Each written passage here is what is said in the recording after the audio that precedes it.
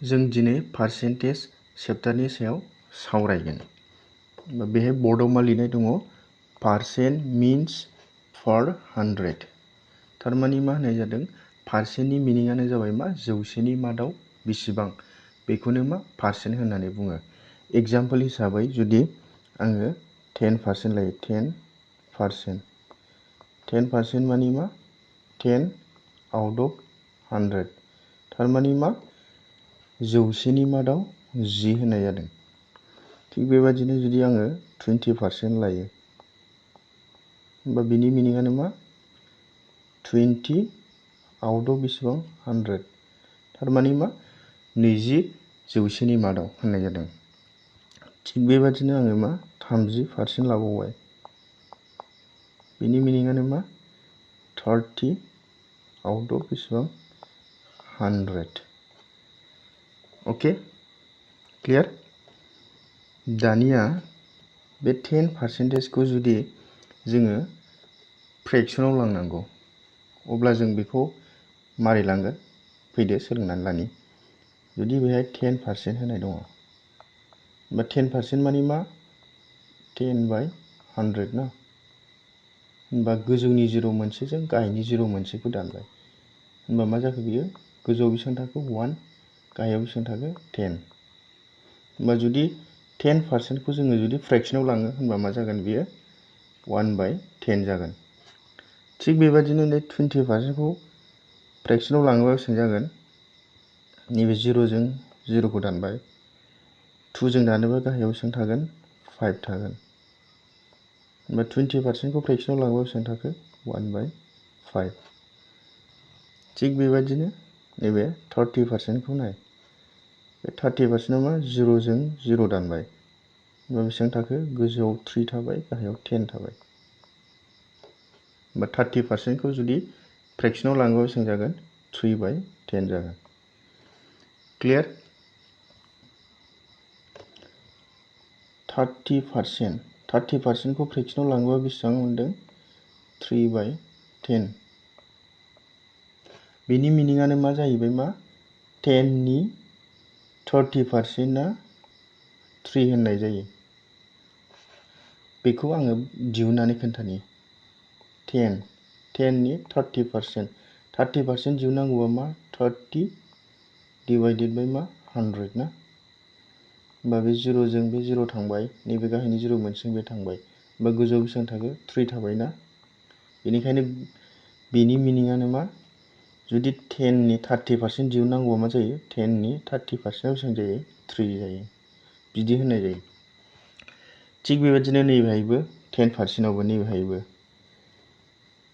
10%। 10% मानि मा? जुदि फ्रेक्सनाव लांबा बेसेबां जायो? 1/10। बिनि मिनिङानो मा होननाय जादों? 10नि 10%आ मा? 1। बेबादि होननाय जादों। थिग बेबादिनो जोङो 20%निखौबो खालामदोंमोन ना? 20%निखौ नाय। 20% बेसेबांमोन? फ्रेक्सनाव लाङोबा 1/5 ना? बिनि मिनिङानो मा जादों? 5नि 20%आ 1। बेबायदि होननाय जादों। क्लियार? दानिया जों सोलोंगोन फ्रेक्सननिफ्राय पार्सेन्टेजआव बोरै लांगोन। जुदि मोनसे फ्रेक्सन होनाय दं, बे फ्रेक्सनानो जाबाय मा? 1/4। बेखौ जुदि पार्सेन्टेजआव लांनांगौ, अब्ला जों मारै खालामगोन? इनटु 100 जों माल्टिप्लाइ खालामगोन। होनबा बेखौ दानोबा बेसेबां मोनगोन? 4जों 100खौ दानहरोबा बेसेबां मोनगोन? 25 ना? होनबा बेयो मा? 25% जागोन। क्लियार? हमबाय 1/5 फ्रेक्सना। बे फ्रेक्सनखौ जुदि पार्सेन्टेजआव लांनांगौ, अब्ला जों बेखौ मा खालामगोन? 100जों सानजाबगोन। होनबा बेखौ रानहरोबा 5जों 100खौ रानहरोबा बेसेबां मोनगोन? 20 मोनगोन ना? होनबा बे पार्सेन्टेजआ बेसेबां जागोन? मा? 20%। थिग बेबादिनो जुदि फ्रेक्सना 2/5 होनाय थायो, बेखौ जुदि पार्सेन्टेजआव लांनांगौ, होमबा जों मा खालामगोन? 100जों सानजाबदो। 100जों सानजाबा बेसेबां जागोन?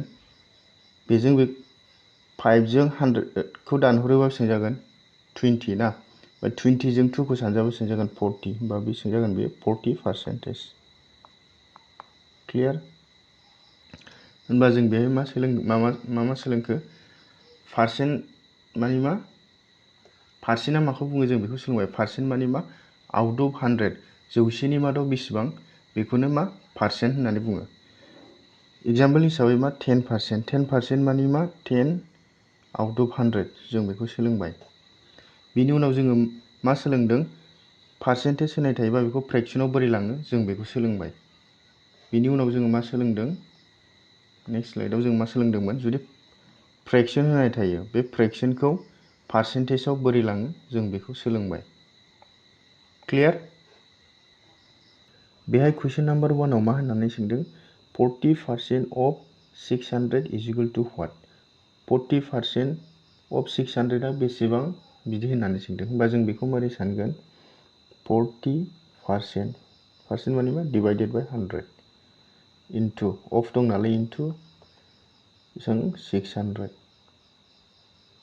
होनबा बे गोजौनि 0 मोननैजों गाहायनि 0 मोननैया थांबाय होनबा बेसेबां जागोन बियो मा 10 सानजाब्रै 24 0 दं 0 होबाय 240 होनबा बेनो बिनि एन्सार जागोन।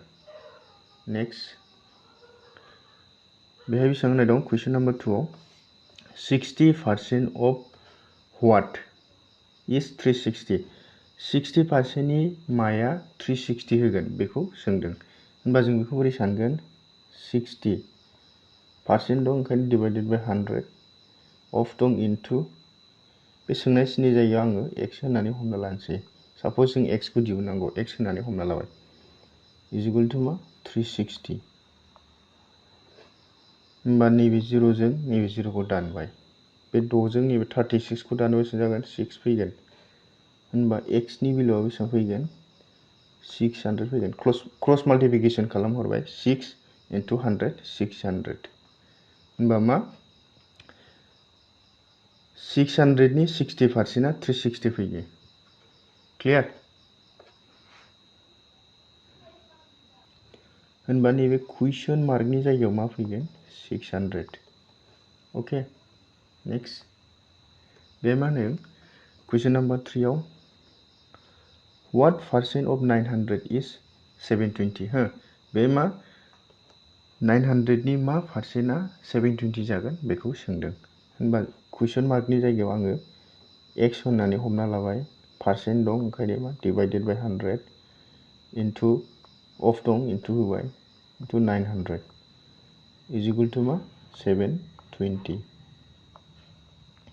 होनबा नैबे गोजौनि 0 जों नैबे गाहायनि 0 खौ दानबाय नेक्स्ट गोजौआव 0 मोनसे दंबावो गाहायाव 0 खौ दानबाय 9 जों 72 खौ आगदानि 72 खौ दानबा बेसेबां जागोन 9 सानजाब 8 72 मा जागोन 80 जागोन होनबा x नि भेलुआ मा 80 होनबा नैबे कुइसन मार्कनि जायगायाव बेसेबां फैगोन मा 80